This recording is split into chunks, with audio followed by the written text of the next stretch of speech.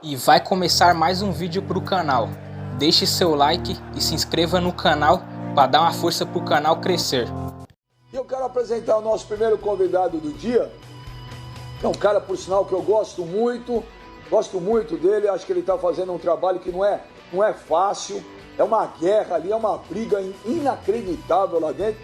Mas vamos apresentar aí Alexandre Campelo, nosso querido presidente do Vasco, né? Aprendi que no Rio é Vasco. E aproveitar que o Campelo está aí. Primeiro eu queria pedir uma desculpa no ar, porque ontem eu dei uma pisada na bola. Até liguei para ele, dei uma pisada na bola com o Campelo ontem. Ele sabe, eu expliquei que não foi na maldade, foi nos problemas que a gente está tendo, né? Mas eu liguei pedindo desculpa. E agora que eu vi, Campelo, nada é por acaso, porque você está participando um dia hoje, dia 28 de março de 1925, o Vasco comprou o terreno de São Januário e 2 anos depois foi construído o estádio, justo hoje, 95 anos depois. Então nada é por acaso. Então, o primeiro desculpa em público pela pisada ontem, e você vê que nada é por acaso, que você está aqui numa data que é histórica para o nosso querido Vasco. Campelo, boa tarde, obrigado por participar com a gente.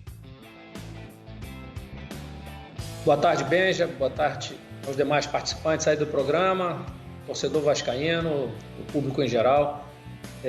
O momento é de conciliação, é de superação, Benja. A gente entende que todos os setores da sociedade estão operando com grandes dificuldades em função dessa pandemia. E como vocês têm defendido aí, hoje o jogo é em casa. Ô Campelo, como é que tá sendo, aí antes da gente falar muito de vó, mas como é que tá sendo para você também, né? Olha, tá em casa, né, Campelo? É a criançada chegando, não tem problema nenhum, faz parte, pode passar, manda passar, Campelo.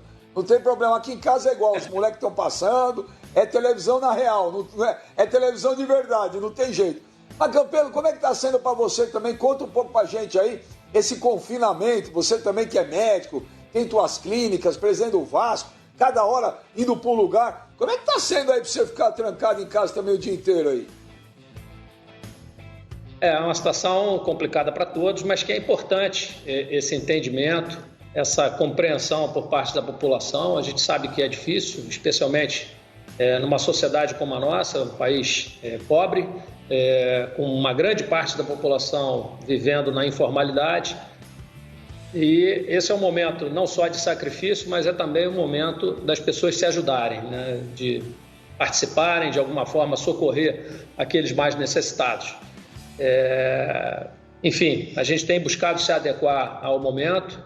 O Vasco hoje funciona com um efetivo, né, de funcionários muito pequeno, que são essenciais para a manutenção, como vigias, pessoal de manutenção, eletricista, mas com um contingente bastante reduzido, mas trabalhando muito remotamente, assim como vocês. Nós temos feito várias videoconferências durante os dias e o trabalho tem sido exaustivo, mas seguindo aí as orientações do poder público e, em especial, das autoridades sanitárias. Agora, Campelo, você como médico, né? Você é médico, foi médico do Vasco muitos anos, tem suas clínicas. A recomendação é essa mesmo, Campelo? Porque cada hora um diz uma coisa, mas eu via das dúvidas, estou dentro de casa, eu não estou saindo para nada. Mas a recomendação é essa mesmo, é quarentena total. Isso aí já tem estudos importantes mostrando a efetividade dessa restrição no convívio social. O problema maior é quando você tem uma contaminação de uma parte grande da população ao mesmo tempo, né? Isso sobrecarrega o sistema de saúde e num sistema de saúde como o nosso, que é já deficiente por natureza, qualquer sobrecarga implica numa incapacidade de atender um volume grande de pessoas. Então essa é a grande preocupação. Eu acho que a gente tem sim que seguir essas orientações. Obviamente existe essa preocupação em relação ao impacto econômico, mas acho que pelo menos nesse primeiro momento a gente deve seguir à risca o que é recomendado. Em relação às clínicas, a gente também parou com atendimento especial, entendeu? Então a gente está com atendimento de emergência, mas o atendimento ambulatorial, aquele atendimento que pode ser feito daqui a um mês ou daqui a 2, a gente está buscando orientar os pacientes a permanecerem em casa e abrindo, inclusive, canais de comunicação. Tem médicos hoje que abrem horários de atendimento por videoconferência para orientação de seus pacientes. Ô Campelo, procede a informação que o Clóvis Munhoz, que é o médico do Vasco, ele está internado com coronavírus? Procede sim, Benja. Infelizmente, o Clóvis está internado no hospital na Zona Sul do Rio. A última informação que eu tive, que foi ontem, no final do dia, ele estaria entubado, mas estável. Bom, vamos desejar aí, né, toda boa sorte aí. Espero que o doutor Clóvis se restabeleça o mais rápido possível. Para todo mundo perguntar, para a gente entrar no assunto de Vasco. Ô Campelo, procede que a partir de segunda-feira o Vasco dará férias coletivas aí para os seus jogadores, para toda a comissão ou não?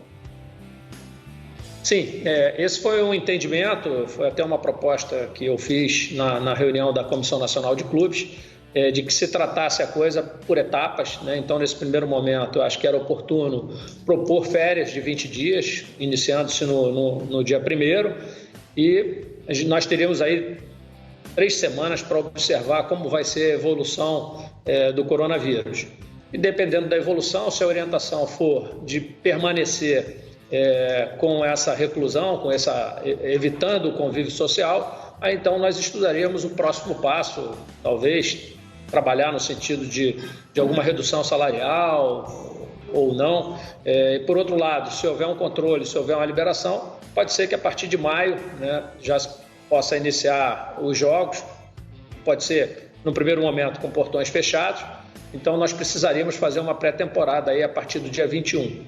Então, em cima dessa orientação e dessa decisão que foi tomada pelos presidentes de clubes junto com a CBF, nós resolvemos também dar férias coletivas para os nossos funcionários, em especial aqueles que estão envolvidos com o futebol, porque lá no final do ano nós vamos dar os outros 10 dias e teremos a necessidade de ter esses funcionários em condições de trabalhar e de iniciar a pré-temporada para 2021. Fábio Sormani e Alexandre Campelo, presidente do Vasco, ao vivo aqui com a gente aí. Vamos perguntar tudo pro homem aí, Sormani.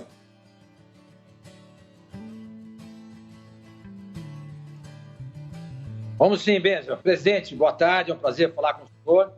É uma situação difícil dirigir o Vasco nesse momento, todos nós sabemos, mas o que o torcedor mais se pergunta é o seguinte, presidente, o senhor aproveita agora aí os microfones dos canais Fox Sports para responder para ele, e não para mim, né? Como é que está a situação dos salários no Vasco da Gama? Quando o Vasco vai conseguir normalizar tudo isso, pagar em dia, de modo que o time se estabilize financeiramente e os jogadores possam jogar, e enfim, qualquer funcionário trabalhar numa boa. Como é que está a questão salarial? Quanto tempo o Vasco precisa para colocar a casa em ordem? Boa tarde, Sormani. Enfim, não é o Vasco o único clube que enfrenta dificuldades. Essas dificuldades elas aumentam a partir do momento que você tem uma pandemia como essa, que paralisa a nossa atividade fim, que é o futebol, a nossa principal atividade, que é o futebol. A diretoria, a gestão atual, ela tem trabalhado incessantemente no sentido de normalizar essa situação, e para que ela seja normalizada é importante que existam recursos extras, recursos novos, e a gente tem trabalhado muito nesse sentido. Conseguimos aumentar esses novos recursos, esse dinheiro novo, como a gente costuma chamar, desde que nós assumimos. No primeiro ano aumentamos em 30% a entrada de recursos, mas é preciso entender e olhar isso de forma apolítica, entendendo que o clube tem um endividamento que era de 680 milhões quando eu assumi, baixou aí para 590 aproximadamente, e isso vai permanecer sufocando o clube durante algum tempo. Não é da noite para o dia que a gente vai conseguir regularizar isso. A gente tem conversado frequentemente com os atletas, com os funcionários, eles têm esse entendimento. Obviamente, quando você tem a venda de um atleta, que entra um recurso extra, a gente consegue normalizar, que foi o que aconteceu em 2018, mas quando você não tem tantos recursos assim entrando, você tem dificuldade de normalizar os pagamentos. Por mais que a gente consiga botar recurso novo no clube, esse endividamento, essa dívida antiga que o Vasco tem, ela consome esses recursos e não sobra dinheiro no caixa. Essa é a realidade do clube hoje e que vai permanecer por alguns anos. O Quartarolo vai fazer, mas desculpa, Quartarolo, só um minuto, porque o Roberto Carlos, o Campelo, participou do nosso programa ao vivo na quinta-feira de Madrid e ele falou uma coisa. Ele falou o seguinte: olha, antes de discutir redução salarial de jogador, precisa pagar o que os clubes estão devendo para jogador. Você concorda com o Roberto Carlos?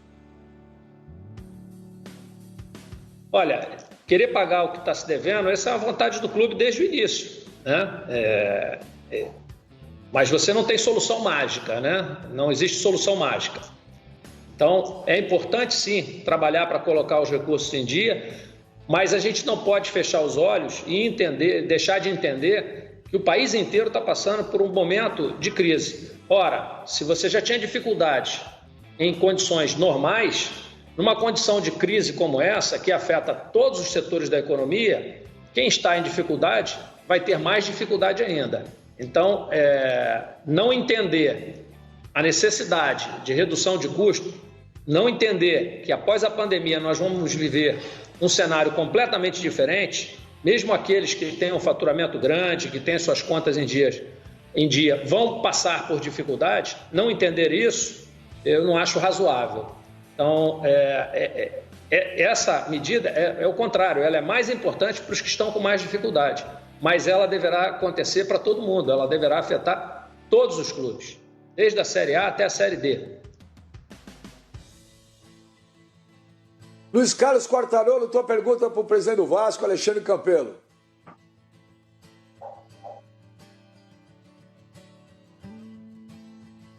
Presidente, um abraço ao senhor.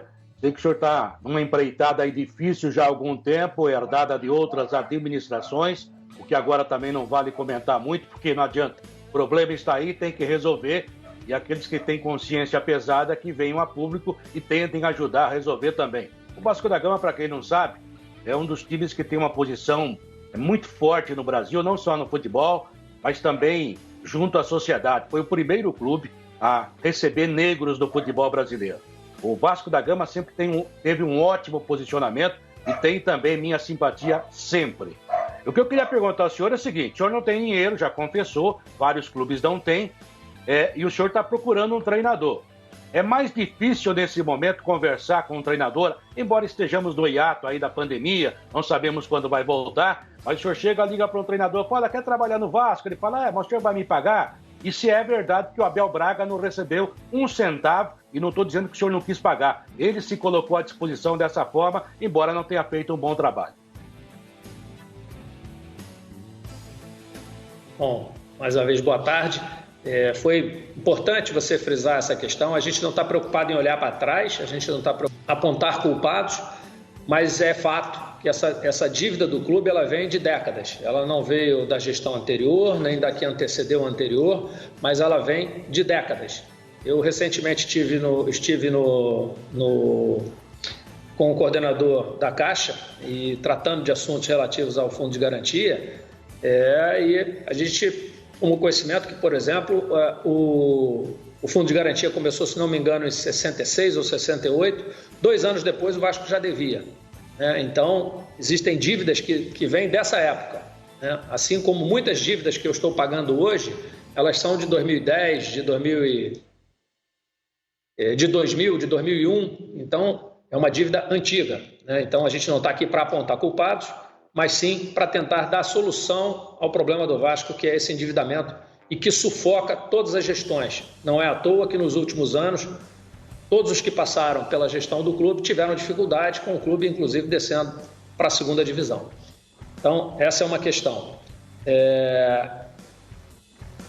Você bem disse aí, o Vasco é um clube sempre voltado para essa questão social. Existem muitas ações que a gente faz e que sequer o público toma conhecimento, em especial com as comunidades no entorno de São Januário. Então o Vasco continua com esse DNA de ser um clube popular, de ser um clube que luta pela sociedade. Em relação ao treinador, como você disse, eu acho que o treinador, quando conversa com o Vasco, ele pensa muito mais na oportunidade de treinar um grande clube, um clube com a história do Vasco. Então, até hoje, todos os treinadores que eu conversei, nenhum falou em dinheiro e se paga ou se não paga. Todos eles quiseram saber como é que estava, como é que era a situação, quais eram as perspectivas, e nós sempre fomos muito transparentes, quer seja com o Vanderlei, quer seja com o Abel, com o Valentim, enfim, com o Jorginho, com os treinadores que por lá passaram durante esse período.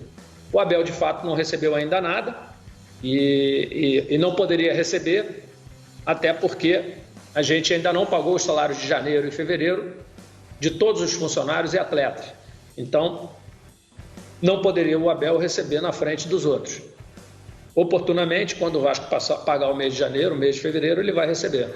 Isso aí foi acordado com ele.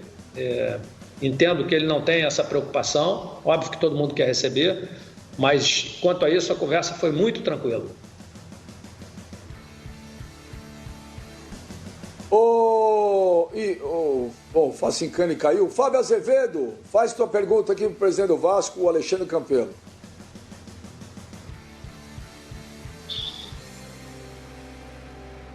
Boa tarde, presidente. Prazer falar com o senhor aqui no Fox Sports. Só corroborando com o que o Quartarolo falou, e na abertura o Ben já falou que hoje é a comemoração da data da cessão do terreno, da compra do terreno de São Januário, Quartarolo e amigos, e o estádio foi construído pelos sócios do clube, né? Pelos fundadores, pelos portugueses, mais um capítulo brilhante que tem a história do Vasco. E não recebeu de mão beijada de nenhum governo.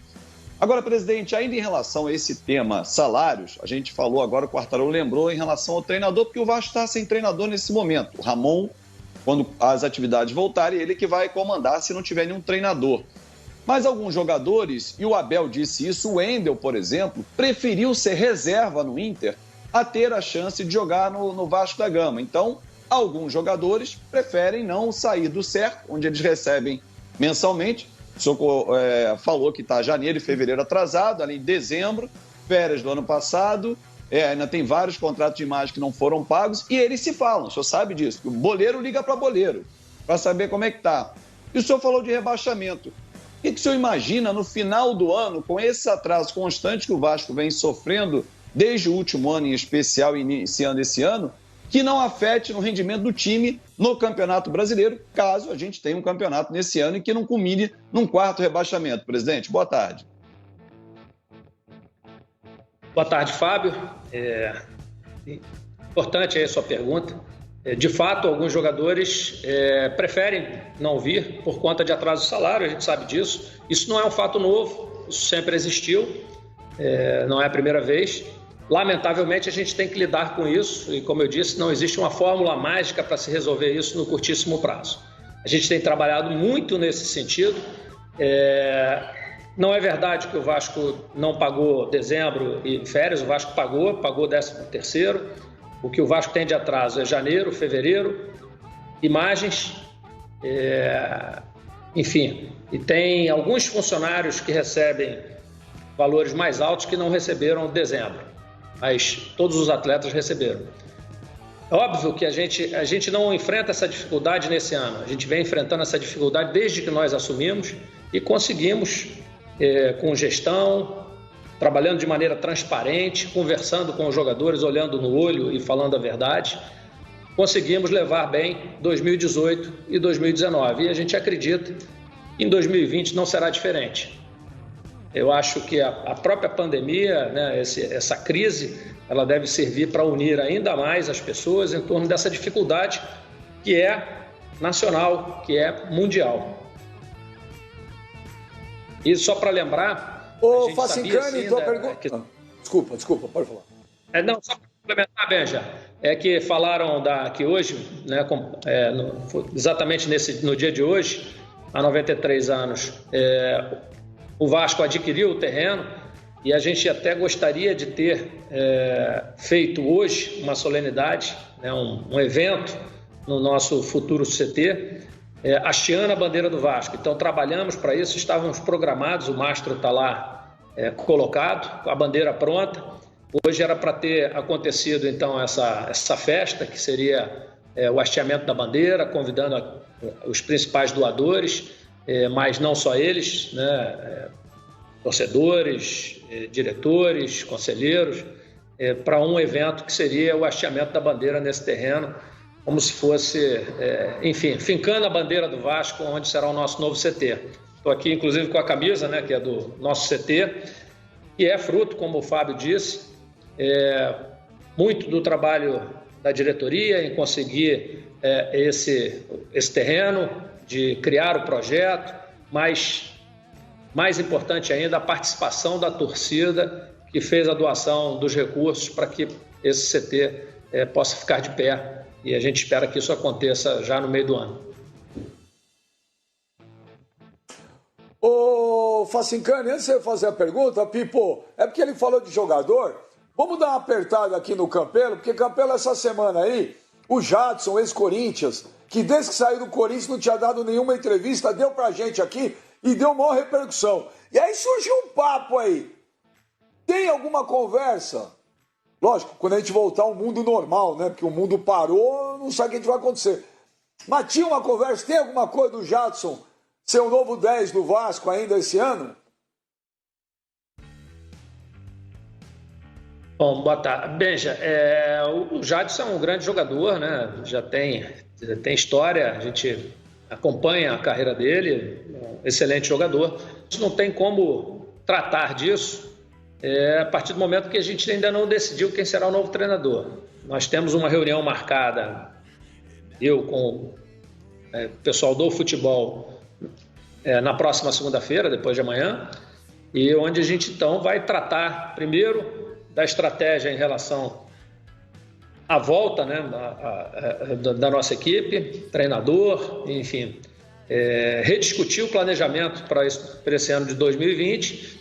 E aí, a partir do momento que a gente decidir quem será o treinador, a gente pode entrar nessa discussão de reforços. E, obviamente, o Jadson, por ser um grande jogador, é um jogador que pode ser pensado, que pode ser discutido. Mas enquanto estava o Abel, o nome dele estava na pauta, não estava? Naquele momento, a gente preferiu não trazer ninguém, né?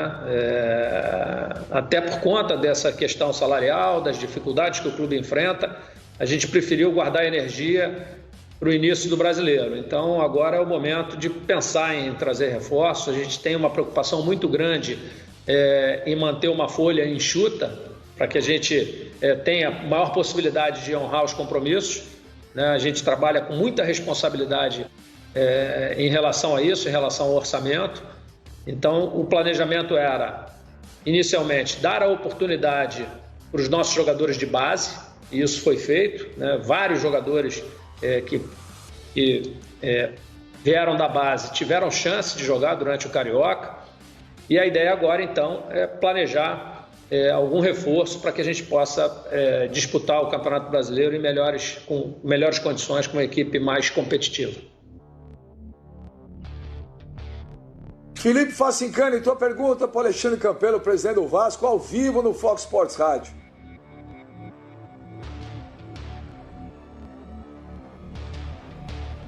Presidente, ótima tarde para o senhor.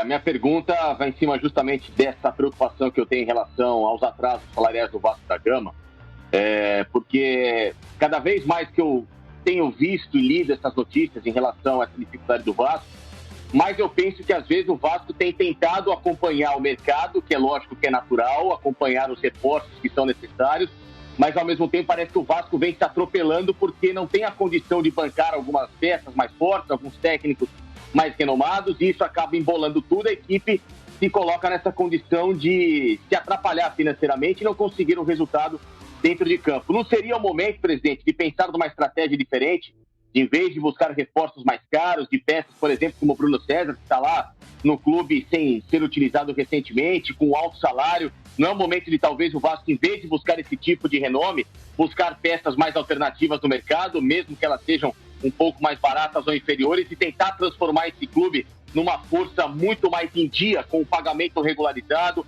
talvez buscar um técnico dentro do próprio Vasco da Gama, como o Ramon, para que o clube consiga honrar em dia os compromissos com essas peças que não vão custar tão caro, mas que dentro de campo vão conseguir corresponder à altura das expectativas? Bom, muito boa tarde para você também.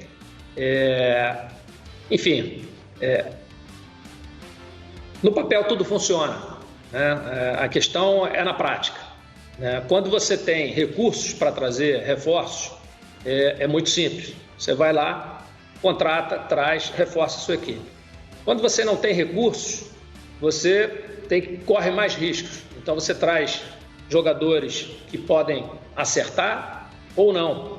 Então é mais comum acontecerem erros quando você não tem recursos, quando você traz esses jogadores. E aí nós trouxemos alguns jogadores usando a criatividade, sem investimento, como foi o caso, por exemplo, do Castan, como foi o caso do Fernando Miguel,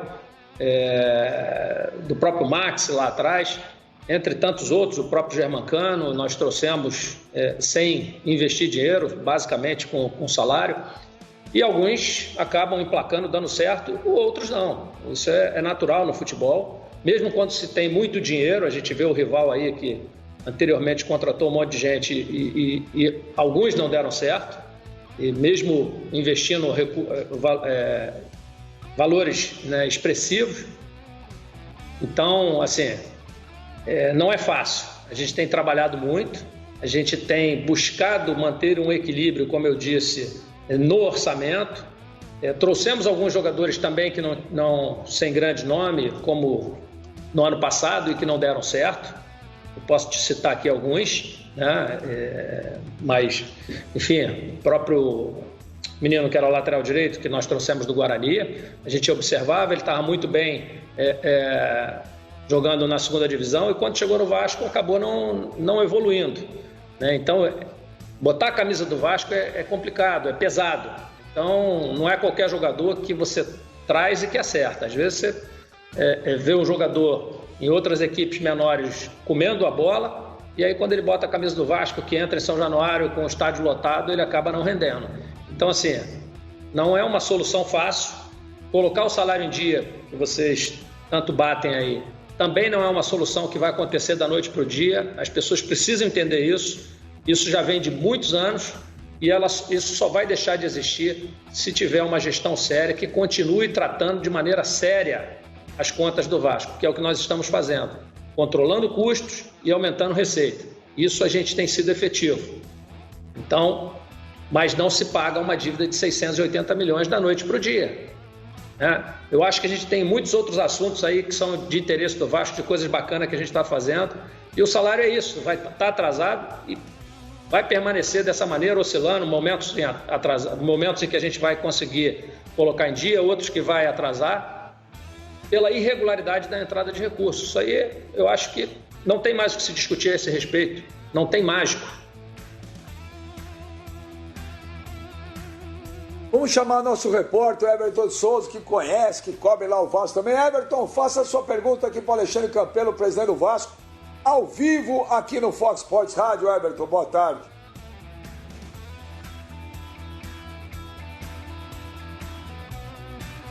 Fala, Beija, boa tarde para você, para todo mundo aí, o Facincani, o Sormani, Quartarolo, todo mundo que está acompanhando a gente aqui no Fox Sports Rádio. Presidente, prazer conversar com o senhor sobre o novo treinador do Vasco da Gama, que hoje é o que muito se comenta na torcida do Vasco. Apesar de toda a crise financeira que o clube vem passando, o torcedor quer saber quem é que vai ser o novo comandante do Vasco da Gama. E as informações que nós recebemos é que tem 4 nomes em pauta, inclusive seriam 4 treinadores portugueses. Se isso procede, não procede, se o Vasco quer realmente o treinador da Europa, ou se aqui no Brasil vocês também estão estudando quem é o perfil para ser o técnico do Cruz Maltino para esse restante de temporada? Bom, como eu disse, não existe nenhum treinador em pauta, não tem nenhum treinador que o clube tenha conversado ou que o clube tenha pensado. A gente deixou para decidir isso de maneira conjunta, né? Conversando a partir da próxima segunda-feira. Não existe nenhum conceito estabelecido se o treinador vai ser português, se não vai ser português. O fato de ter vindo um treinador português para cá, de ter vindo um treinador argentino para o Brasil e ter dado certo, não quer dizer que o outro, só por ter a mesma nacionalidade, vai dar certo. Eu acho que a gente tem que estudar o momento, quais são os treinadores disponíveis, o que a gente tem, quais são as nossas possibilidades de escolha e, em cima disso, então, decidir. Hoje, eu posso te garantir que não tem absolutamente nada acertado, tá? E só para complementar o que eu havia dito, a gente, apesar de toda a dificuldade financeira, nós temos uma série de boas notícias que podem ser dadas para o torcedor vascaíno.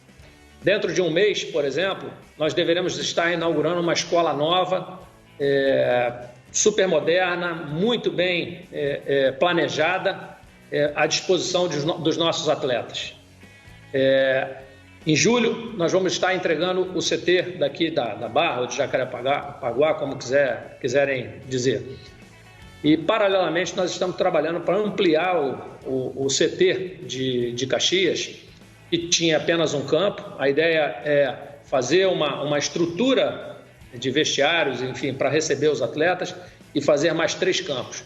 Aí, inclusive, ouvi um comentário dizendo que o Vasco deveria investir esse dinheiro no CT de Jacarepaguá, ou aqui da Barra, e não desperdiçar dinheiro. Eu queria dizer às pessoas que isso está sendo construído em parceria, sem que o Vasco coloque um centavo. Então, e é importante esse CT de Caxias, porque ele deverá, no futuro, atender aos meninos abaixo de 14 anos e para processo seletivo, porque a localização é fantástica, é de fácil acesso e é fantástica para o processo seletivo, assim como o futebol feminino. E o CT da Barra inicialmente terá 2 campos, no futuro terá 7 campos, sendo um mini estádio. Ele abrigaria, então, a base a partir dos 14 anos, que é quando os meninos podem ser alojados. Abaixo de 14 anos, esses atletas não podem ser alojados. Então, esses abaixo de 14 treinariam em Caxias. Então, essas são algumas notícias aí, a despeito de estar ou não o salário atrasado, que o vascaíno pode ter conhecimento. E o projeto da reforma de São Januário, Campelo, continua? Vai rolar? Continua, é um projeto que eu gostaria de dizer que não é um projeto político, não é um projeto para reeleição, é um projeto para o Vasco. Ele talvez não aconteça nessa gestão, até por conta dessa crise que paralisou muita coisa, mas nós já vínhamos conversando com o banco, nós já vínhamos com fundos de investimento que se mostraram interessados, com construtoras, com quem tem know-how na gestão de grandes arenas, e todos receberam com muita surpresa e de forma muito satisfatória o nosso projeto. Nesse momento, a gente está fazendo uma due diligence, existe uma necessidade de alguns acertos em relação às inscrições dos terrenos, dos lotes que compõem o espaço do Complexo de São Januário. Então, esse é um trabalho preliminar para que a gente possa, então, partir para estruturar o projeto, para estruturar um fundo de investimento, captando recursos para o início das obras.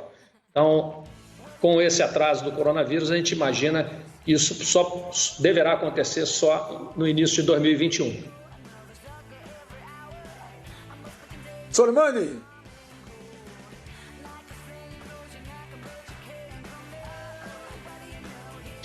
Ô, presidente, 2 questões aí. A questão do sócio-torcedor, né? O Vasco fez uma campanha espetacular no final do ano, começo do ano passado, começo deste ano. Foram vários torcedores aderindo ao projeto do sócio-torcedor. Como é que está essa situação? Me parece que foram 180 mil sócios-torcedores que aderiram rapidamente ao projeto. Como é que está a situação hoje? Quantos são adimplentes? Como é que está a questão da inadimplência? E a outra questão também nessa linha é a do patrocínio, né? Que o patrocinador aí, estava patrocinando os times grandes do Rio, pulou fora por questão dessa crise. Então, duas questões. Sócio-torcedor e o patrocinador master do Vasco da Gama. Bem, em relação ao sócio-torcedor, nós tínhamos 34 mil sócios torcedores, né? Vale lembrar que quando eu assumi, tinham apenas 7 mil sócios pagantes. Nós reestruturamos todo o plano de sócios e mudamos a operação, né? Contratando uma nova empresa para fazer essa operação e outra para fazer a comunicação. A partir do lançamento da Black Friday, nós tivemos o ingresso de 150 mil novos torcedores, chegando aí a marca de, se não me falha a memória, 184 mil e uns quebrados. Hoje, a adimplência continua alta, até porque no momento em que esses novos sócios ingressaram, esse plano era por 6 meses. Então, agora em maio é o momento então da renovação, onde a gente tem a maior preocupação para entender se vai haver uma manutenção, né? Se vai haver uma fidelização desses sócios ou não, né? O que a gente vai conseguir fidelizar desses 184 mil sócios. Foi um programa, foi uma estratégia de botar os sócios para dentro com valor baixo. Então, vale lembrar, nós tínhamos um ticket médio anterior que já era baixo, que era de R$40. Com o lançamento da Black Friday, esse ticket médio baixou para R$20. Então, as pessoas podem pensar que o fato de ter entrado 185 mil, isso gera um recurso muito grande para o clube. Não é verdade. É um recurso importantíssimo que ajuda muito o clube, mas não é tão grande quanto se imagina. Especialmente se levar em conta que existe custo de operação para a manutenção desses sócios. Hoje o que nós estamos fazendo é trabalhando em uma série de ações na tentativa de fidelizar esses sócios, e aí, obviamente, essa paralisação ela atrapalha muito, porque o grande benefício que o sócio tem é o de ter prioridade na compra de ingressos e de ter descontos, alguns, inclusive, podendo ir ao jogo sem gastar, né? Com apenas fazendo check-in. E aí, no momento em que você tem uma paralisação, o principal benefício que o nosso torcedor tem deixa de existir. Então, isso atrapalha muito o nosso projeto, atrapalha muito o nosso interesse de fidelizar esses sócios, mas a gente segue acreditando que o torcedor vascaíno vai, mais uma vez, abraçar o clube, que vai se manter como sócio, prorrogando aí a sua associação. Faltou responder alguma coisa? O problema maior do Vasco Desculpa, faltou alguma coisa, Sormani? Desculpa. Benja, desculpa, a questão do patrocinador máximo. Sim, sabia que tinha deixado de responder alguma coisa. O patrocinador master a gente não tem problema, a gente tem um contrato de 5 anos, existe uma parceria, né, através do banco, que é o Banco do Vasco, é um banco entre o nosso parceiro e o Vasco, em que metade de tudo aquilo que é arrecadado com essas contas vai em benefício do clube, ou seja, o clube é sócio, digamos assim, no banco, nas contas.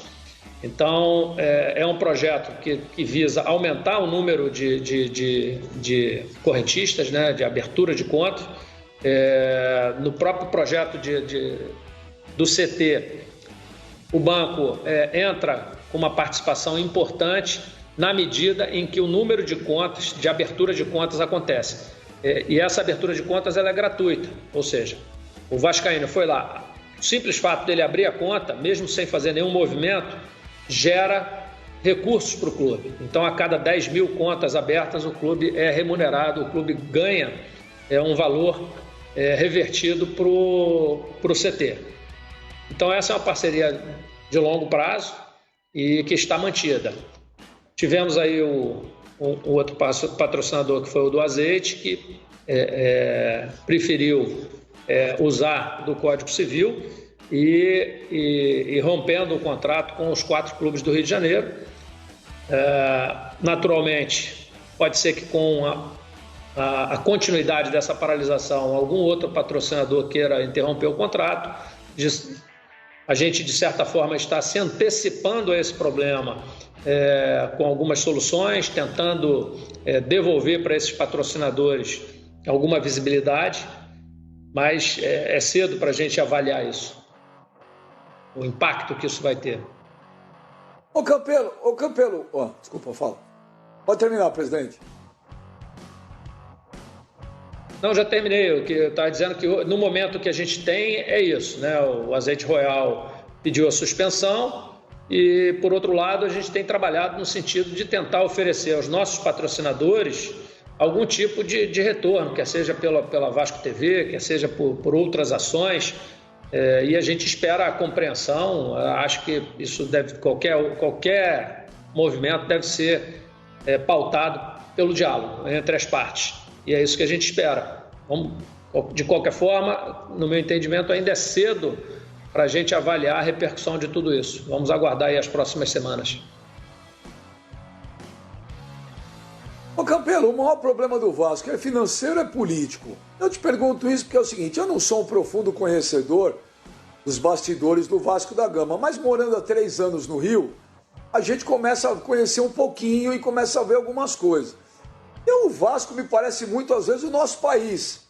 Você tem internamente lá uma briga política que não tem fim, onde algumas pessoas querem que as coisas deem certo, outras pessoas querem que as coisas deem totalmente errado. É aquele desenho famoso da canoa, metade rema para frente, metade rema para trás, ninguém sai do lugar. Enfim, o problema maior do Vasco é político ou é grana? Olha, Benja, essa é uma pergunta de difícil resposta, né? O que eu posso te dizer é que o problema financeiro é muito grande, mas a gente enfrenta uma dificuldade maior ainda por conta das questões financeiras, né? A gente sabe, como você disse, a questão da canoa tem muita gente remando para trás. Se por um lado, não me lembro se foi o Fábio ou quem foi que disse, que alguns jogadores se recusam a vir porque tem salário atrasado, porque liga para jogador. Eu sou do meio, estou há 30 e tantos anos, mais de 35 anos no futebol, eu sei disso. A gente mesmo trabalhava, pegava o telefone e ligava para os outros médicos, é natural que o jogador ligue para outros jogadores. Mas a gente vê também gente da política ligando para jogadores que a gente está conversando, orientando a não vir, pedindo para não vir, falando mal do clube. A gente vê, né, a gente tem conhecimento de pessoas da política que ligam até para patrocinadores tentando dificultar, e fora as dificuldades internas, políticas que são criadas. Assim, acho que o mais clássico, que me marcou mais, foi quando, no final de 2018, a gente levou uma proposta com toda a demonstração do déficit de caixa do clube, que precisava fazer uma antecipação, precisava fazer um empréstimo de 38 milhões, e, por questões meramente políticas, eles atrasaram essa decisão, eles não tiveram coragem de barrar, mas alegaram que precisavam conhecer melhor, entender melhor, o que ele postergou essa operação, trazendo falta de crédito no mercado, e isso naquele momento causou um prejuízo de mais de 5 milhões, se não me engano, ou 6 milhões aos cofres do clube por conta da taxa de juros, que aumentou depois disso. Nós tínhamos negociado uma taxa que era bem mais baixa, e depois dessa ocorrência, a taxa de juros aumentou e houve uma perda para o Vasco de 6 milhões. Só para exemplificar, com 6 milhões eu pago uma folha inteira de salário. Aí, ô Fábio Azevedo, sua pergunta aí para o presidente do Vasco.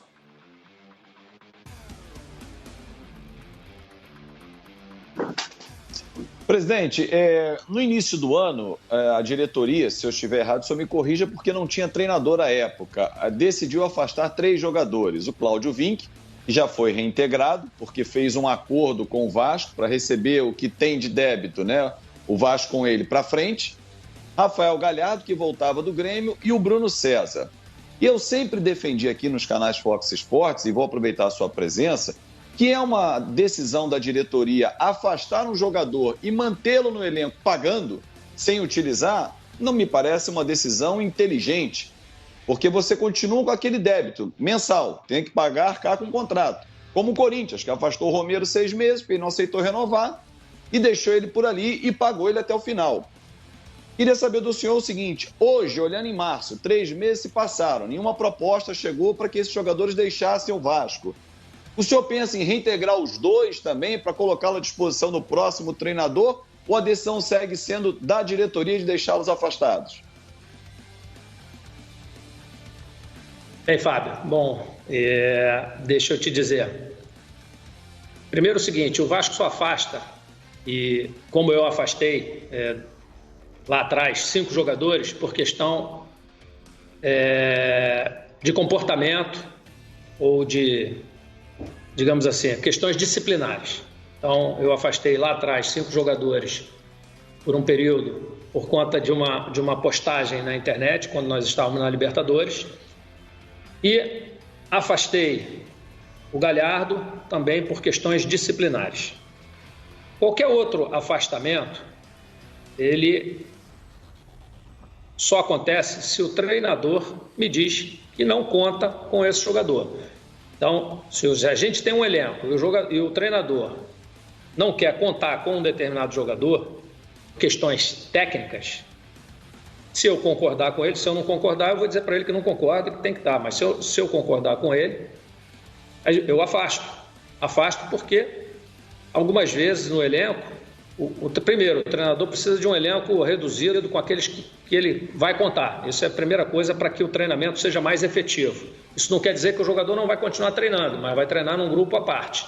Então, alguns jogadores foram colocados para treinar à parte por orientação do treinador. A questão de ser inteligente ou não ser inteligente, eu acho que ela depende muito do ponto de vista, de onde você está observando, quais são os dados que você tem para observar.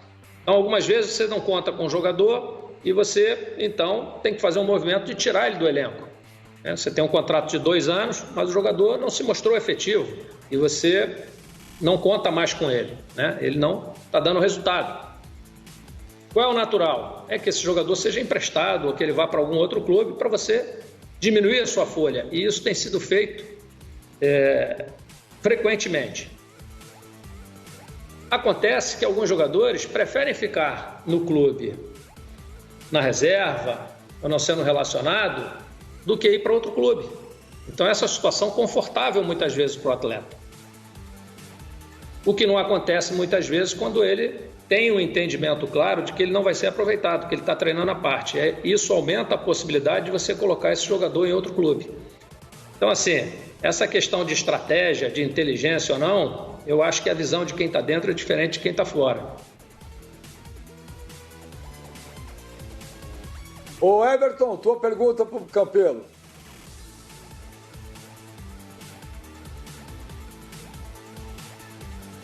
Presidente, essa semana o Vasco recebeu uma notificação a respeito de um jogador que ainda pertence ao clube, que é o lateral direito Luiz Gustavo, está emprestado ao Goiás, ele está cobrando do Vasco R$2.300.000 na justiça.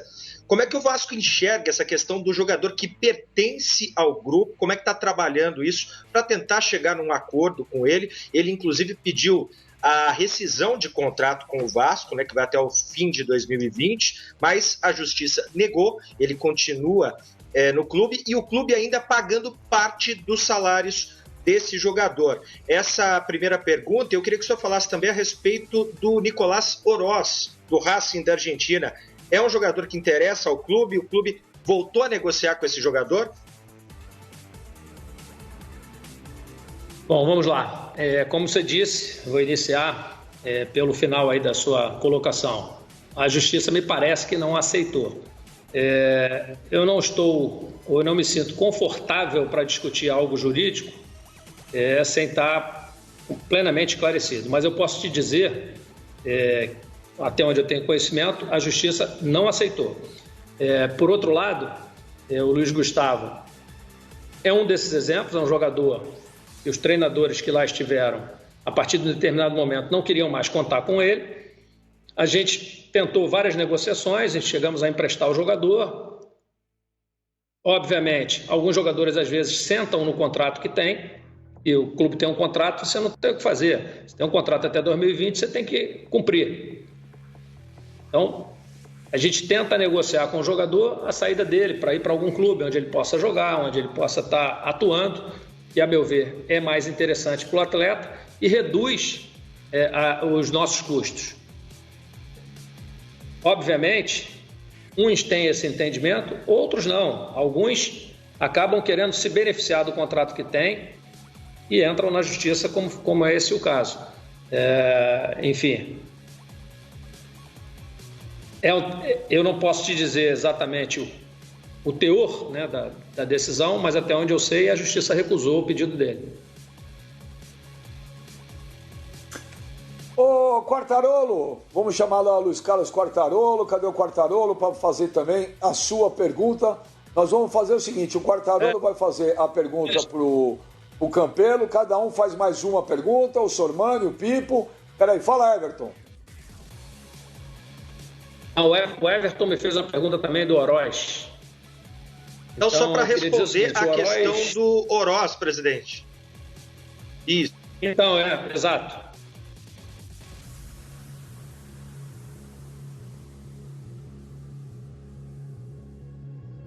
Desculpa, o microfone estava fechado aqui.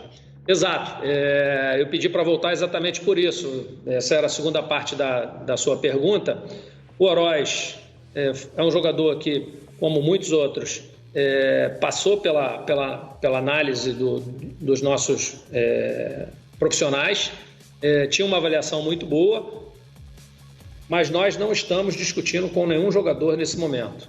Embora ele seja um jogador bem avaliado, nesse momento a gente não está discutindo. Aí volto a dizer, vai depender da conversa, vai depender da escolha do treinador para a gente ter o entendimento do que é mais importante para o clube nesse momento em termos de contratação, em termos de reforços. Bom, olha, antes do Quartarolo, o Fabinho também queria terminar a pergunta. O Campelo tá aí, todo mundo quer fazer tanta pergunta. Coitado do Alexandre Campelo. O bicho tá até, o Campelo tá até suando aí. Termina a tua pergunta aí, Fabinho.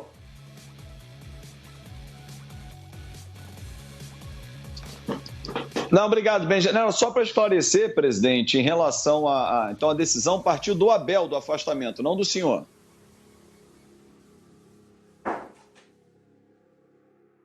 Na realidade, Fábio, isso antecedia o Abel. Isso vinha já, se não me engano, já desde o Vanderlei. Eu não vou aqui jurar para você que é isso, mas isso já vinha da época do Vanderlei, se não me engano. Mas o fato é que qualquer decisão de elenco, ela parte de uma escolha do treinador. Eu só costumo interferir, só interfiro nas questões disciplinares. Se algum jogador tiver alguma indisciplina e eu decidir que tem que ser afastado, ele será afastado. Do contrário, eu não tenho por hábito interferir no trabalho do treinador.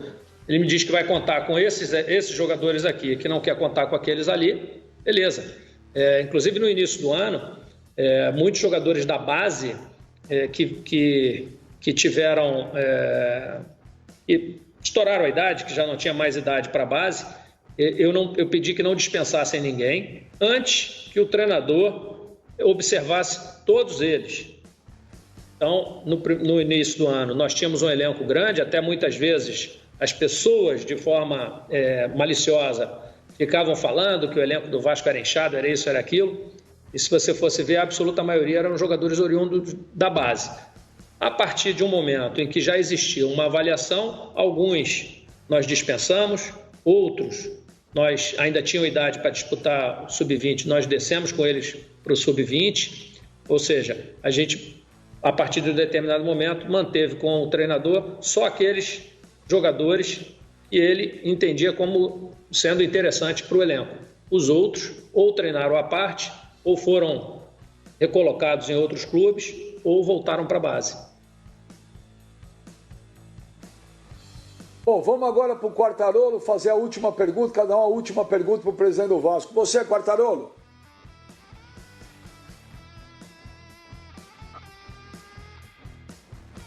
Obrigado, Benja. Olha, presidente Campelo, como eu disse no início da minha primeira pergunta, eu realmente respeito e admiro seu trabalho tão difícil nesse momento e sei que terá muitas dificuldades ainda. Tomara que o senhor tenha muito sucesso e consiga equilibrar mais as finanças do Vasco. Mais uma perguntinha, vamos tentar aí para o senhor se defender bem. O senhor acha mesmo que o Flamengo é o melhor time do Brasil, o melhor time da América? E o senhor falaria isso com o coração ou com admiração?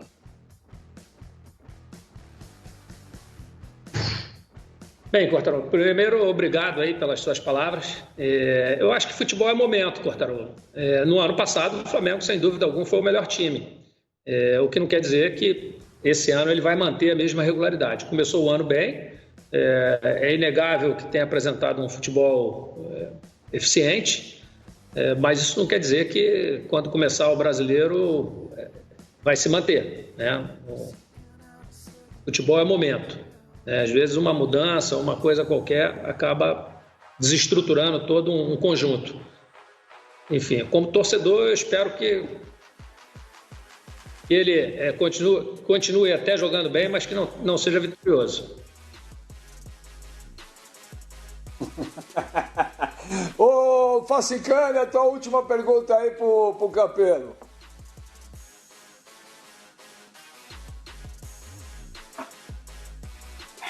Presidente, ainda em cima, então, desse assunto, há uns 5, 6 anos, todo mundo dava o Flamengo como um clube, administrativamente falando, fracassado, né? Com dívidas gigantescas, com projetos que muita gente colocava em xeque se aquilo daria certo, etc. e tal. O Flamengo passou por muita dificuldade e conseguiu se reestruturar dentro da sua própria administração. Eu considero o Vasco tão grande como o Flamengo, enfim, tenho um respeito e uma admiração gigantesca pela história do Vasco, já falei isso inúmeras vezes no programa, e é por isso que fica essa pergunta.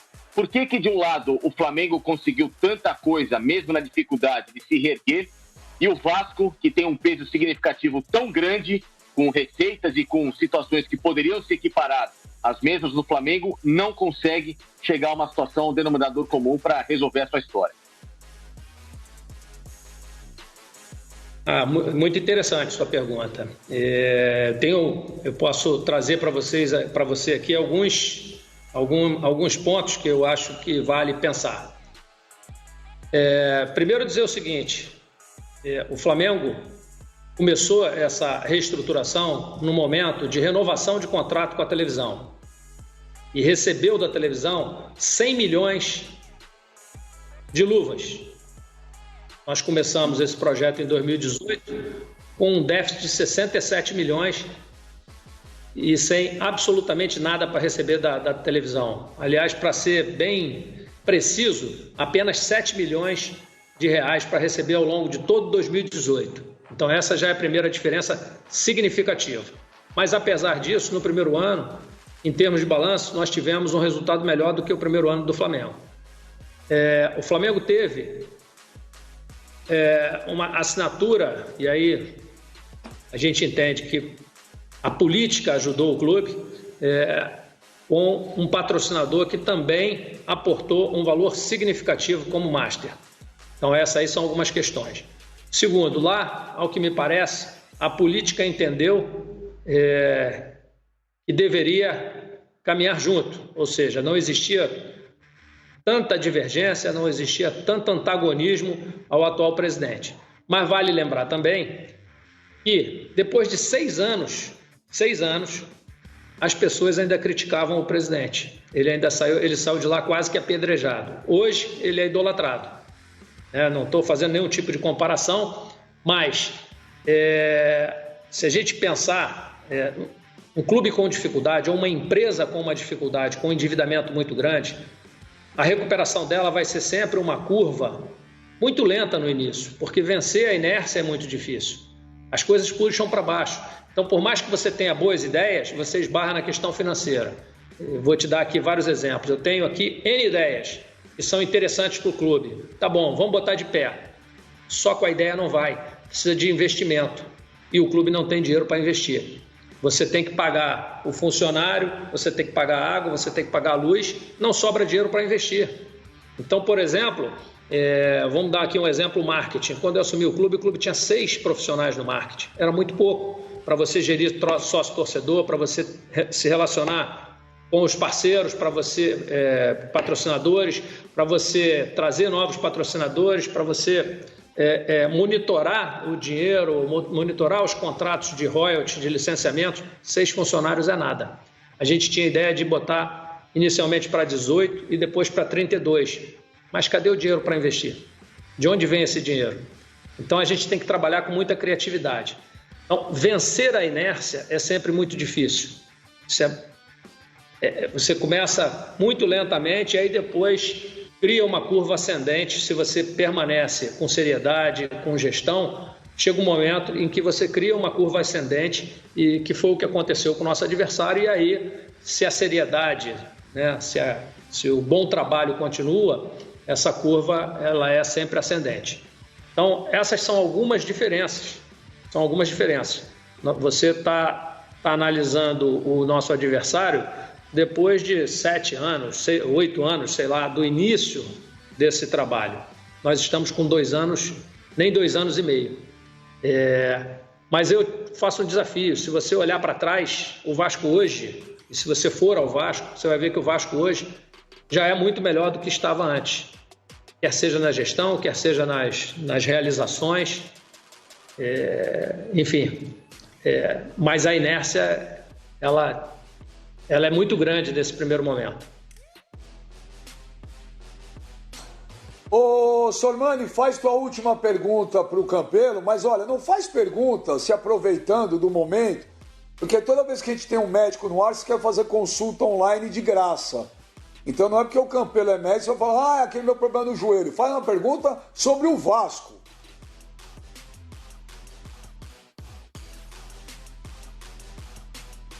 Eu tô com um probleminha no joelho, sim. Acho que eu tô com uma artrite aqui, sei lá, artrose. Eu não sei como é que fala direito, mas tudo bem. O presidente é o seguinte, o senhor falou aí das dificuldades que o senhor encontrou quando assumiu o Vasco, diferentemente do Bandeira, que chegou negociando aí para a televisão, já pegou uma luva de 100 milhões, então praticamente não tinha nada em caixa. Isso tudo não surgiu do dia para a noite. Isso vem acontecendo. Vinha acontecendo. Então, minha pergunta é simples. Eurico Miranda e Roberto Dinamite foram mal para o Vasco da Gama? Sormani, primeiro fazer aqui um esclarecimento. Não tem nada de crítica aqui ao Bandeira, tá? Eu estou só diferença entre Vasco e Flamengo. O trabalho que ele fez lá foi brilhante, é um trabalho admirável, mas existe essa diferença. Isso é inegável, tá? Como eu disse, eu assumi o Vasco sem querer olhar para trás. E tanto o Roberto quanto o Eurico, eles enfrentaram também dificuldades que, como eu disse, vem de décadas. Esse endividamento do Vasco, ele não começou em 2015, ele não começou em 2010. O Roberto, eu lembro bem que quando assumiu em 2008, a situação era caótica. Eu sei porque eu tinha saído do Vasco em 2004 e voltei em 2008 com o Roberto. E a situação que ele encontrou o clube era muito ruim, era de penúria.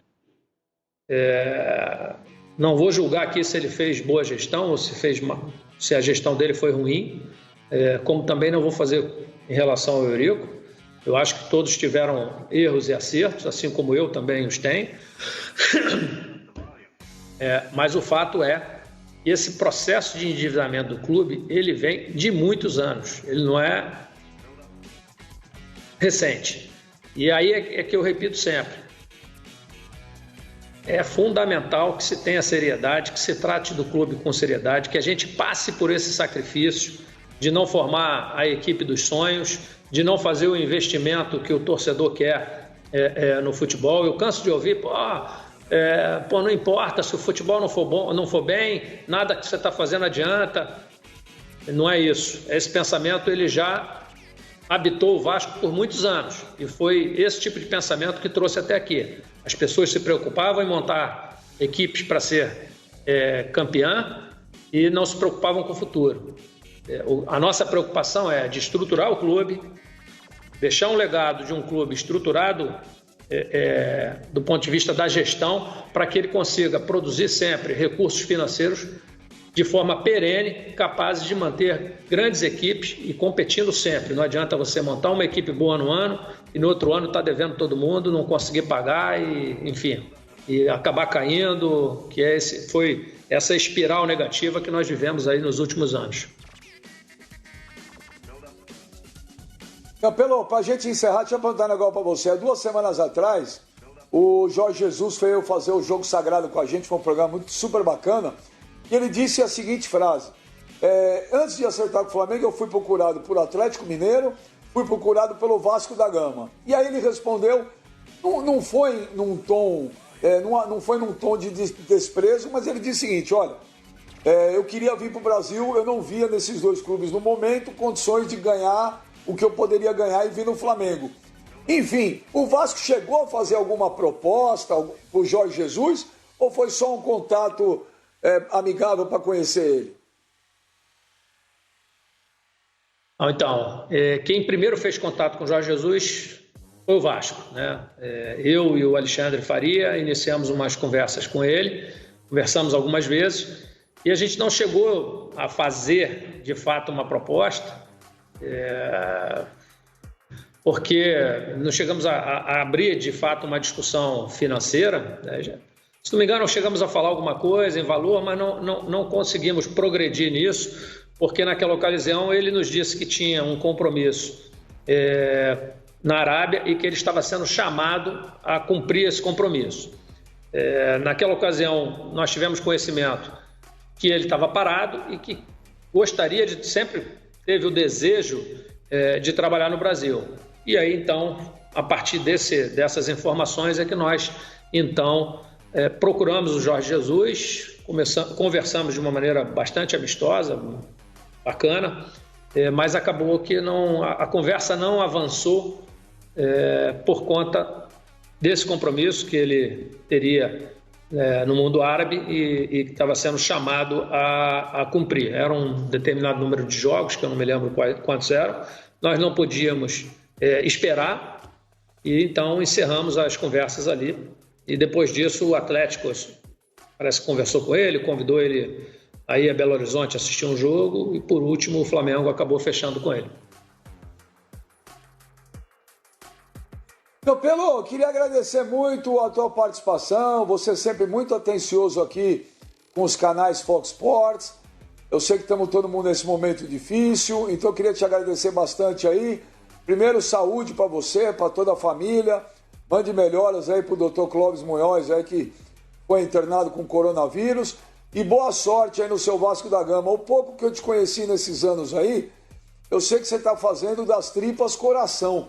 Mas, repito, não sou um profundo conhecedor de Vasco aqui no programa, acho que quem mais conhece é o Fábio Azevedo, mas realmente olha, briga política igual eu vi no Vasco, a única que eu me lembro de ter visto algo semelhante era no Palmeiras, até um tempo atrás aí. Eu realmente nunca vi uma coisa dessa. Então, toda a sorte do mundo aí para você, saúde e obrigado, viu, Campelo? Valeu! Valeu, Benja. Muito obrigado aí pela oportunidade de participar do seu programa. Um abraço a todos os participantes. Estamos todos aqui na torcida pelo Clóvis, para que ele se recupere. É uma pessoa querida dentro do clube, que trabalhou por muitos anos. Tive a oportunidade de trabalhar com ele por 20 anos. Frequentador de São Januário. E então estamos todos aqui na torcida para que ele se restabeleça aí o mais rápido possível. Um grande abraço a todos vocês, saudações vascaínas, um grande abraço a todos os vascaínos. E é isso, galera, esse aqui foi mais um vídeo, deixe seu like e se inscreva no canal.